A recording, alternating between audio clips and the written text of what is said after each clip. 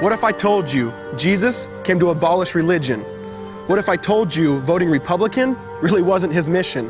What if I told you Republican doesn't automatically mean Christian, and just because you call some people blind doesn't automatically give you vision? I mean, if religion is so great, why has it started so many wars? Why does it build huge churches but fails to feed the poor?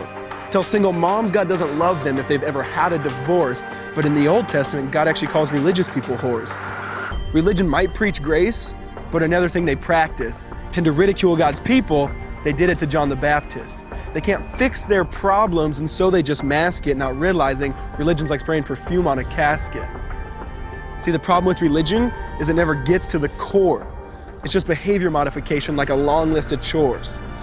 Like, let's dress up the outside, make it look nice and neat. But it's funny, that's what they used to do to mummies while the corpse rots underneath. Now, I ain't judging, I'm just saying, quit putting on a fake look. Because there's a problem if people only know that you're a Christian by your Facebook.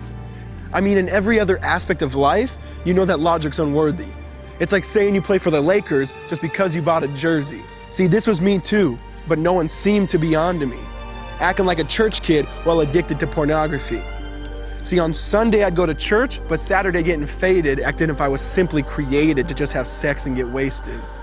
See, I spent my whole life building this facade of neatness, but now that I know Jesus, I boast in my weakness. Because if grace is water, then the church should be an ocean. It's not a museum for good people, it's a hospital for the broken. Which means I don't have to hide my failure, I don't have to hide my sin.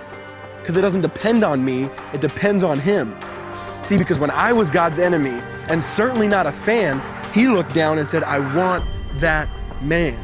Which is why Jesus hated religion, and for it He called them fools. Don't you see so much better than just following some rules?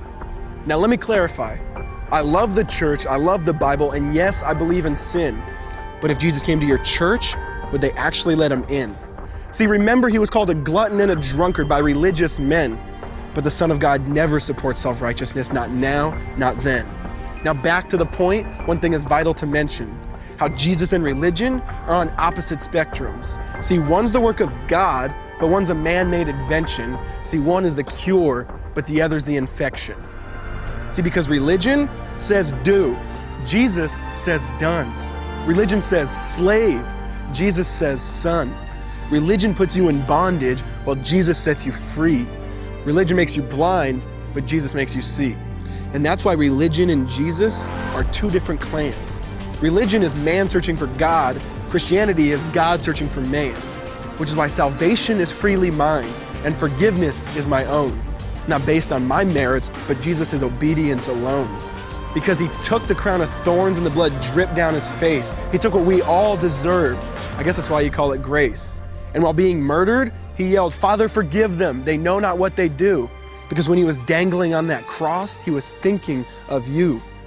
And He absorbed all your sin and He buried it in the tomb, which is why I'm kneeling at the cross saying, come on, there's room. So for religion, no, I hate it. In fact, I literally resent it. Because when Jesus said, it is finished, I believe He meant it.